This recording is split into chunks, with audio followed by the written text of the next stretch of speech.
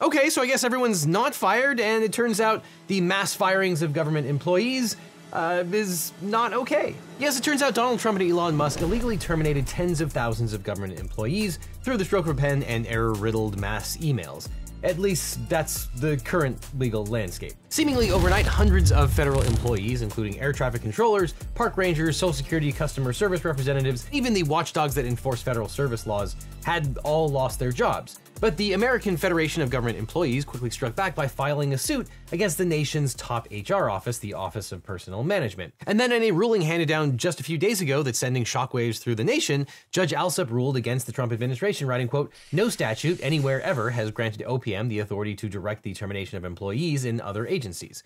Judge Alsup then went on to cite a laundry list of egregious misconduct by OPM, including directing agencies to fire employees under false pretenses of poor performance, and changing the rules about government firing on a whim. He added that it is, quote, "beyond the cavil that the agency did not follow proper rulemaking procedures." This sets the stage for a showdown between the court and the Trump administration. Will the administration comply with the court's order? It's still unclear. And if we haven't made this point clear enough already, yes, this is a constitutional crisis. Now, the Trump administration and/or Elon Musk were wasting no time in moving forward with their plans to gut the US government. On January 20th, 2025, Trump had just barely finished swearing to uphold the law before directing the Office of Personnel Management to issue a legally dubious command to all agency heads. They must create lists of all federal employees who were still within their probationary period. The Office of Personnel Management, or OPM, demanded that no later than January 24th, 2025, agencies had to send these lists to employment accountability at opm.gov. Now, it's worth mentioning that probationary employee doesn't mean someone who did something wrong and is given a second chance. As we'll discuss in more detail, it generally means someone who had their current position for less than a year, even if they were promoted or took on a new role from within the federal government. But this didn't stop the new administration from treating the probationary designation like a permission slip to enact mass firings. Armed with a list of all federal employees currently in probationary period, on February 13th, OPM officials met with agency leaders across the federal government and instructed them to fire all probationary employees. In the ensuing weeks, tens of thousands of government employees were sacked in an unprecedented and chaotic purge of the federal government. And in its communications to agencies, OPM directed the other agencies to send terminated employees template emails claiming that they were being dismissed for poor performance, even though many of these employees had exemplary performance reviews. And despite promising in the fork in the road email that employees who were laid off would be treated with dignity and afforded the protections in place, these firings were anything but dignified, and terminated employees were not offered the promised protections. Some employees were even called to large group Zoom meetings just to be notified that they would be fired. And yet others received the insult of being fired by a mail merge fail that referred to them as "Dear Employee First Name, Employee Last Name." And the process was so chaotic that the federal government fired employees responsible for overseeing our nuclear arsenal and protecting us against the bird flu, only to quickly rehire them at varying degrees of success. And I guess that's what happens when you order your lackey to use a chainsaw instead of a scalpel. But on February 19th, 2025, several federal employee unions fought back, filing against OPM. They were later joined by membership organizations, including environmental organizations, a veterans' rights organization, and an organization representing small businesses, all of whom had been harmed by the federal firings. And the plaintiffs claimed that OPM didn't have the authority to direct federal firings, that only the individual federal agencies had been granted that authority by Congress. And additionally, plaintiffs argued that OPM violated the Administrative Procedure Act's prohibition on agency actions that are arbitrary and capricious and abuse of discretion, or otherwise not in accordance with the law. And that's because the Civil Service Protection Act and OPM's own regulations specify that probationary employees can only be lawfully terminated for unsatisfactory performance or conduct, or if the government follows a specific set of rules regarding reductions in force, or RIFs, which OPM definitely did not do here. Plaintiffs also allege that OPM had violated the Administrative Procedure Act by essentially changing the rules about firings without ever engaging in notice and comment rulemaking. The Administrative Procedure Act, by the way, might be the subject of law school's most boring class, but it's also the backbone of regulatory law. It's the law that requires executive agencies to behave rationally and make fact-based decisions. Under the APA, if an agency wants to create or change a rule, it has to publish a draft rule and take public comment on it. Now, agencies aren't required to change the rules based on public comments, but they do have to at least pretend to take public comment into account. And OPM didn't even bother with that low bar pretense before changing the rules about firing probationary employees. So under the APA, a court will only overturn an agency action if the court finds that the agency didn't consider the relevant factors or make a clear error in judgment. And this is generally considered a pretty high bar, so claiming that OPM acted in an arbitrary and capricious way when it fired the probationary employees is a challenging case for the AFGE to make. And the plaintiffs clearly enjoyed a challenge though, because on February 23rd, they made another very ambitious legal claim. They filed a motion for a temporary restraining order, or TRO, claiming that OPM's firings needed to be stopped immediately because they were unlawful and would cause immediate irreparable harm to the plaintiffs. OPM replied, claiming that it had never actually told the agencies to conduct the mass firings. It was just a suggestion. It would be a shame if that... Oh, sorry, Colonel. A friendly request, a polite reminder of the administration's stated commitment to eviscerating the federal workforce. Do with that information what you will, politically appointed agency heads, or suffer the consequences. You're fired. Now, at the same time that OPM claimed it had never actually commanded any agency to fire its employees, it also argued that it has the authority to issue such a command if it wishes to. The agency also claimed that a loss of employment or benefits didn't constitute irreparable harm, and neither does a loss of government services or a loss of constitutional rights. Now, regardless, OPM argued that the plaintiffs lacked standing because their injuries were too speculative, and further argued that the court lacked jurisdiction in the first place because federal employment claims have to go through a separate administrative process like the Merit Systems Protection Board. Thus, the court was left to consider the validity of those arguments and whether the plaintiffs could justify their request for a temporary restraining order, a high bar from a legal standpoint, which would keep OPM from directing the termination of employees. Now, the AFGE case concerns the firing of probationary employees. And it's important to understand that in the government employment context, probationary doesn't mean bad or underperforming. It's a legal term that's used to describe a federal government employee who is still under evaluation before being granted broader civil service protections. Now, almost every government employee is probationary when they first join the government. Some probationary employees, though, are not actually new to government employment. Some have served many years in government, but have been placed back in the probationary category because they switched to a new role or returned to the government after a break in service, or even because they've been promoted. Some government employees are probationary for a year, others are probationary for 2 years. This system is designed to allow the government employer to evaluate a new employee's performance before hiring them in a permanent capacity. And ironically, sometimes the probationary employees have the most up-to-date skill set, or are the highest qualified, or are simply the best. And they might even be replacing poorly performing employees. But even though an employee is probationary, they still have some protections. They can typically only be dismissed for poor performance or when an agency does an organized reduction in force. That's probably why OPM directed agencies to use form letters that falsely claimed that the fired employees had performed poorly, because OPM knows that probationary employees cannot just be summarily fired. So OPM, through its form letter, simply asserted that the fired employees were poor performers, despite plenty of evidence to the contrary. Now, the AFGE lawsuit was filed against OPM specifically because OPM was the agency that directed all the other agencies to conduct the mass firings. And if you haven't heard of OPM before, you can't be blamed, because up until recently, the only newsworthy thing that OPM had ever done was allow 20 million people's data to be breached in 2015. Now, if your personal data has been hacked, even if it was a hack because of the actual government itself, you'll want a good lawyer. But if you want a great lawyer, my law firm, the Eagle Team, can help. If you have suffered a data breach, especially if you got one of those letters saying that your data might have been leaked, if you got in a car crash, or dealing with workers' comp or social security issues, I mean, who's not dealing with those at this point, we can represent you or help find you the right attorney. It's so important to talk to a lawyer right away so you can maximize your recovery. And we don't get paid unless you do, so there's nothing up front. So just click on the link in the description or call the phone number on screen for a free consultation with my team. Because you don't just need the legal team, you need the Eagle Team. Now, aside from the data breach, it's been an agency that largely functions in the background, managing the boring human resources aspects of the federal government, including setting human resources policy and managing federal health, life insurance, and some other federal retirement benefits.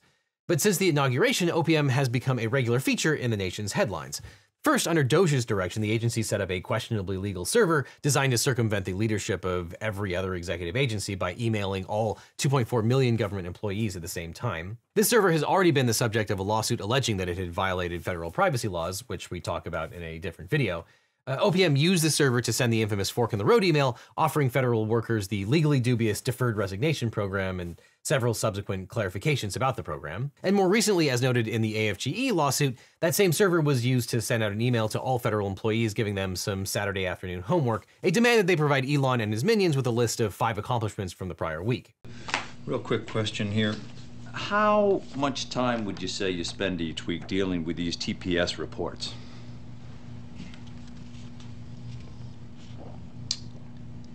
Yeah.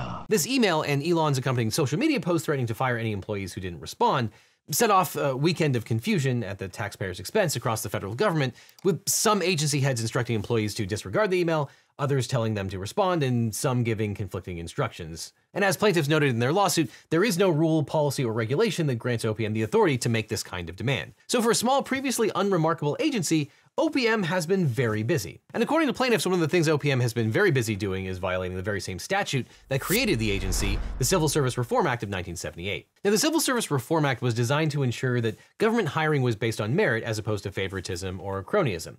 Some people think that's a really good idea, and some people, mainly in the current administration, think that's a really bad idea. But the idea of a merit-based federal hiring system may seem pretty elementary, but that's actually not the way that federal hiring worked for the first 100 or so years of the United States history. Now, prior to the Pendleton Civil Service Reform Act of 1883, federal employment was reliant on a patronage system. Under the patronage system, federal jobs were given to people who provided political or financial support to the winning candidate's election. This created a government staffed by, as Mark Twain put it, ignoramuses.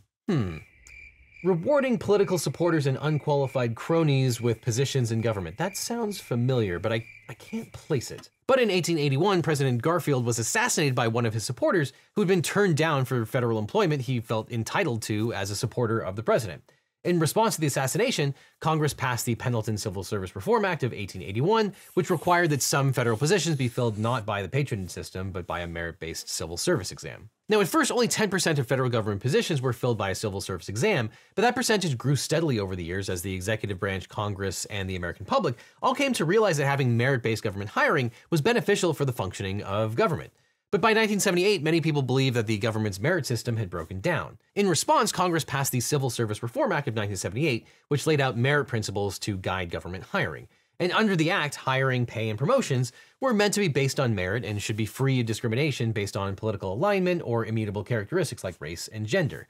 The act also protects employees from bad personnel management practices, including arbitrary actions, personal favoritism, or coercion for partisan political purposes. It also prohibited federal employees from using their official authority to affect the results of elections, and it created whistleblower protections for employees who lawfully report legal violations, waste, abuse of authority, or dangers to public safety. But most important of all for AFGE's case is that the Civil Service Reform Act of 1978 and its associated regulations also set up processes and requirements for removing employees from federal service. Non-probationary employees must be given notice of their performance problems and an opportunity to remedy those problems. Probationary employees should only be terminated for poor performance, and reductions in force should be conducted in an orderly, methodical way. And in their filings, plaintiffs argued that OPM violated the Civil Service Reform Act and its regulations by summarily dismissing probationary employees, falsely claiming that they had poor performance, and engaging in a de facto reduction in force without following the required procedures. In response, defendant OPM claimed that even if plaintiff was right on the merits, the court actually has no jurisdiction over the firing of probationary employees because the fired employees must instead take their claims to the Merit Systems Protection Board, which is an independent quasi-judicial agency in the executive branch that serves as the guardian of federal merit systems. Now, the Merit Systems Protection Board is composed of 2 members and the chair of the board, in this case, Kathy A. Harris. The function is to adjudicate individual employees' appeals of adverse employment actions and conduct merit system studies. And ironically, OPM's argument that the firing of probationary employees could only be adjudicated by the MSPB is basically disingenuous, though, because probationary employees typically can't appeal adverse employment actions to the MSPB. The board's protections are usually only available to employees who have successfully completed their probationary period. But probationary employees aren't entirely without recourse. They can still file complaints with another independent agency, the Office of Special Counsel, or OSC, if they believe they have been subjected to prohibited personnel practices, including discrimination, political coercion, or nepotism. And after being fired last month, 6 probationary employees did just that, asking the OSC to investigate their firings. And the head of the OSC, Hampton Dellinger, who Trump tried to fire and whose case is now on appeal to the Supreme Court, found that the government had violated the law in several ways when it terminated the probationary employees. First, the government had attempted to circumvent the statutory and regulatory requirements for reductions in force. Since reductions in force require specific procedures, including prioritizing retention of high-performing employees and veterans, and the government did not do that here, as evidenced by the fact that several of the fired probationary employees had positive performance records or were veterans. And the OSC also concluded that the government violated the regulations governing the dismissal of probationary employees. Specifically, the government had not actually performed individualized assessments of the performance of the employees before firing them.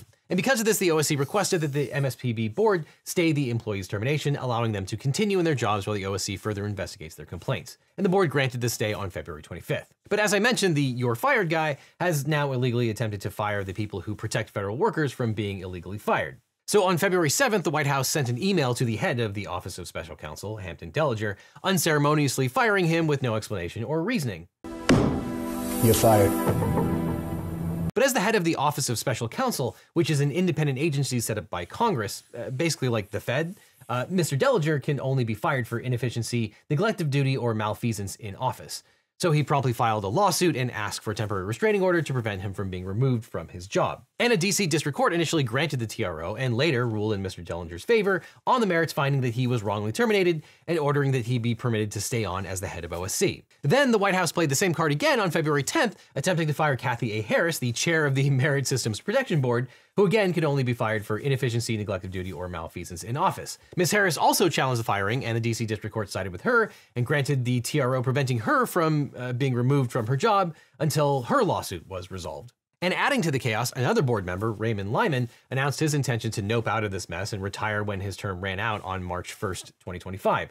So if Kathy Harris loses her lawsuit and is removed from the board will no longer have a quorum and will be unable to adjudicate any cases. And this previously occurred from January 2017 to March 2022 and resulted in a backlog of several thousand cases that profoundly affected the lives of all employees involved. If the current firings continue apace and the board lacks the necessary quorum, tens of thousands of cases may pile up, and all the while the employees will be left without paychecks, benefits, and careers. So it's a neat trick for this administration to claim in court that wrongly terminated employees must seek redress from the MSPB, then at the same time try to disable the MSPB by firing its board members. And they may eventually get this Uno reverse card to work, but for now, the courts adjudicating the AFGE case aren't having it. So back to this lawsuit, AFGE versus OPM, the immediacy of the plaintiff's harms, the loss of pay and benefits, is the reason why the fired employees sought a stay from the Office of Special Counsel and why they asked for a temporary restraining order. Now, as we've talked about a lot recently, getting a court to grant a TRO is quite a challenge. In order to justify a TRO, a plaintiff has to meet 4 requirements. 1, they are likely to succeed on the merits.